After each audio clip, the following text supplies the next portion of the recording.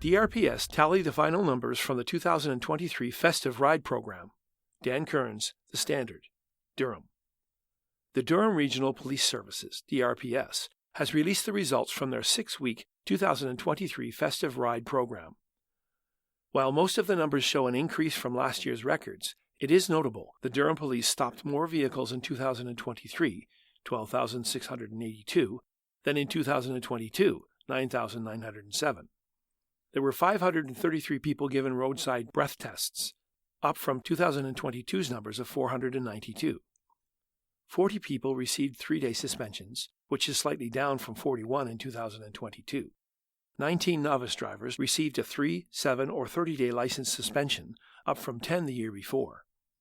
87 people were charged with impaired driving offenses, which is 10 more than in the previous year.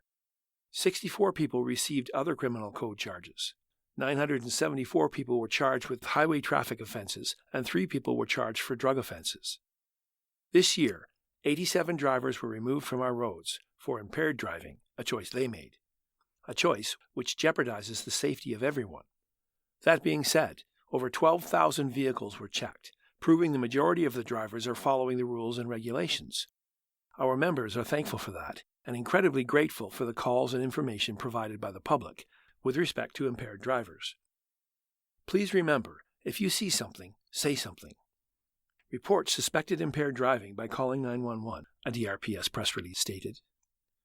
In terms of charges for impaired driving offenses in the Standard's Durham coverage area, there were 3 Uxbridge residents charged and 1 Scugog resident charged over the 6-week program. Uxbridge preparing for a new chapter at historic train station. Daryl Knight, The Standard, Uxbridge.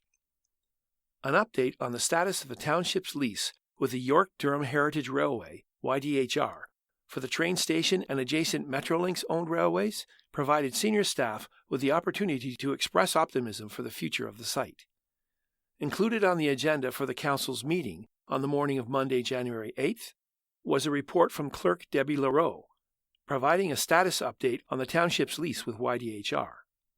The agreement between the municipality and the Heritage Railway expired on December 31, 2023, leaving the YDHR until the end of January to vacate the rail yard's property. During the discussion, it was noted YDHR has, to date, not complied with the previous agreement to remove dilapidated train cars from the property. There are 2 remaining on site, as explained by CAO Christy Honey. According to recent social media posts from the company, YDHR is planning to relocate to a new community, but those plans have not been made public as of press time.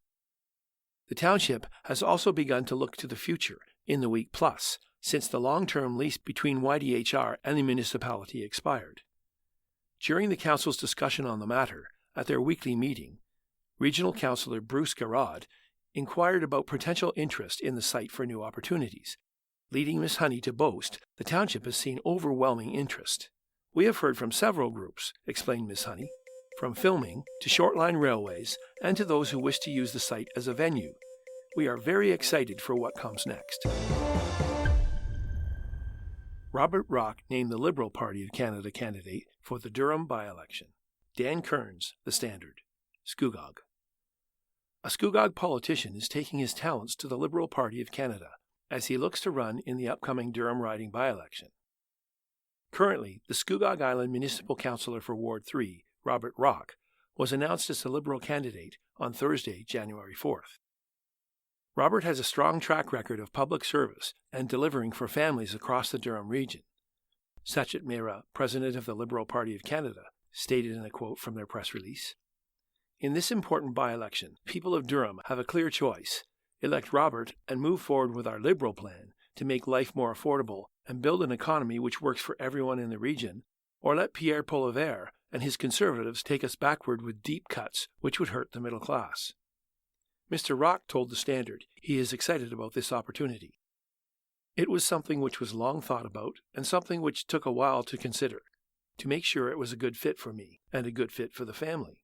Also, from the Liberal perspective, they were able to do a wide search for candidates and came upon the idea they felt as though I'd be a good fit for them. So it feels great to be in that position and be in a position to fight for this community. Last year, Mr. Rock had announced he was exploring to run to replace Aaron O'Toole as the Conservative representative.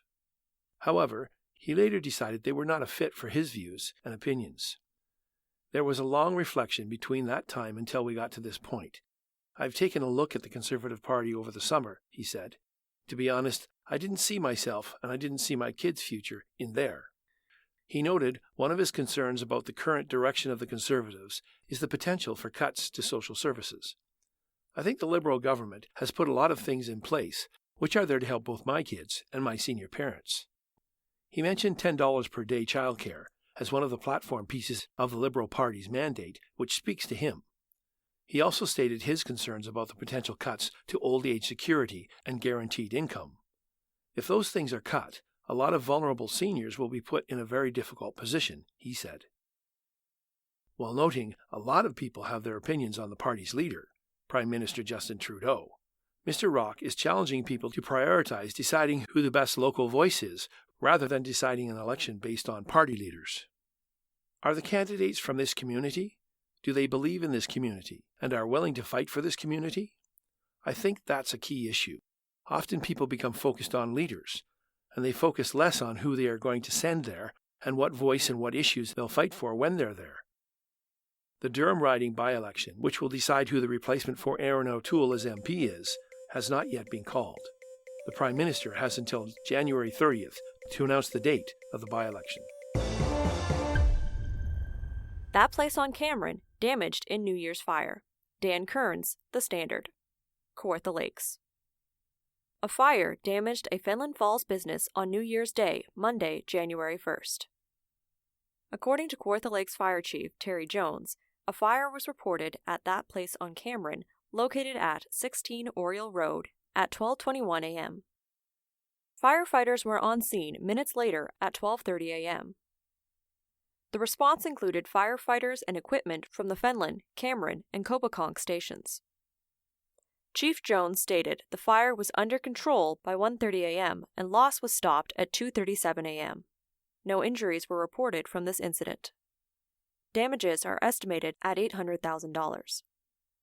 The cause of the fire is still undetermined at this time, but it is possible it started due to a faulty propane fireplace, Chief Jones told The Standard. The Kawartha Lakes Fire Service has several safety recommendations for residents following this incident, including keep anything which can burn at least 1 meter away from furnaces, baseboard heaters, wood stoves, and fireplaces. Make sure you have working carbon monoxide alarms outside sleeping areas in your home.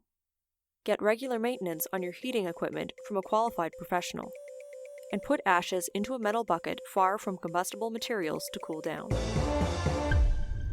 Raven Rapid Deer kicks off 2024 on the Story Walk Trail at Ken Reed Conservation Area. Kawartha Lakes. In a delightful start to the new year, Kawartha Conservation, in collaboration with the Kawartha Lakes Public Library, is pleased to announce the launch of their latest Story Walk Trail book, Raven Rabbit Deer, by acclaimed author Sue Farrell Haller. This initiative is part of the ongoing effort to encourage family-friendly outdoor activities within the natural setting of the Ken Reed Conservation Area. Raven Rabbit Deer, a tale which captivates audiences of all ages, will be featured as the January story on the Story Walk Trail. The trail combines the joy of reading with the beauty and health benefits of walking in nature. Each month, a new story is showcased, offering a fresh and engaging outdoor experience for families and individuals. Our collaboration with Kawartha Lakes Public Library is a testament to our commitment to fostering a love for nature and the outdoors, as well as reading in a fun, beautiful setting, said Christy Virgo, Director, Stewardship and Conservation Lands. We invite everyone to come and enjoy this unique outdoor activity to kick off the new year. The Story Walk Trail at Ken Reed Conservation Area is a testament to the power of community partnerships, creating meaningful and accessible educational experiences.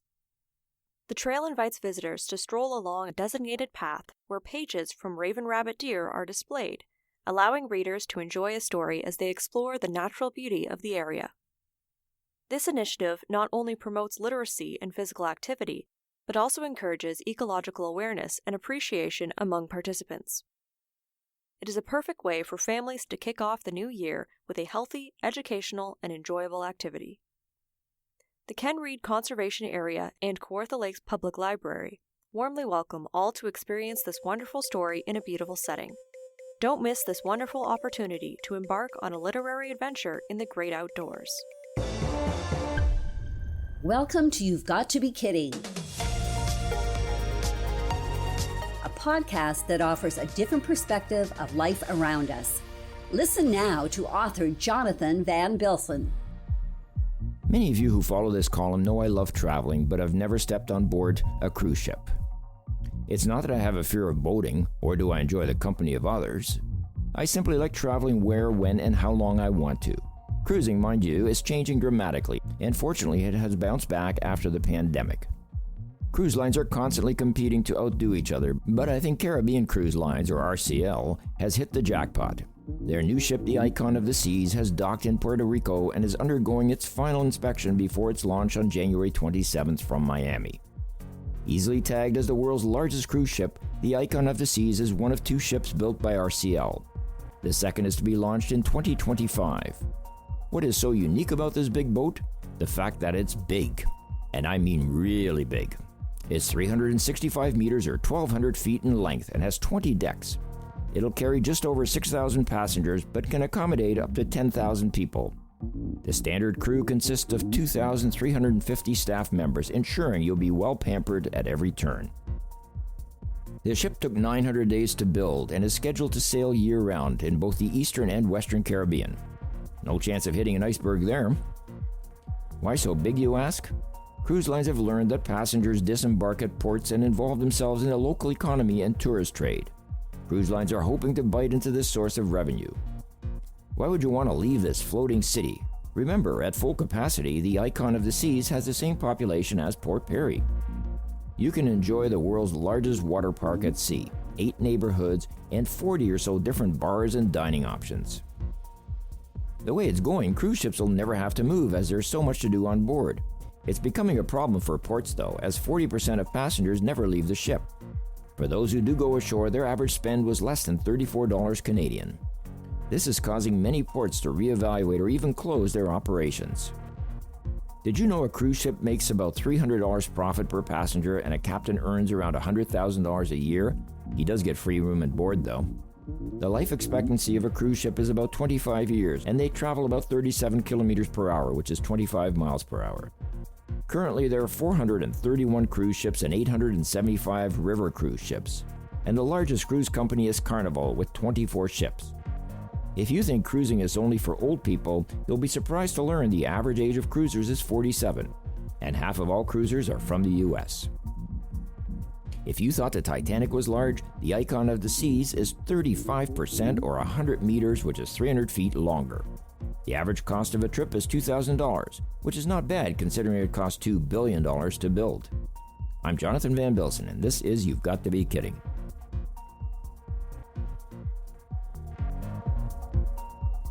You've Got to Be Kidding was presented by X4 Media with permission from the Standard Media Group. We endeavor to make all information contained in this program as accurate as possible at production time. X4 Media and the Standard Media Group are not responsible for any liabilities resulting from information contained in this program. For more information, please visit x4media.ca.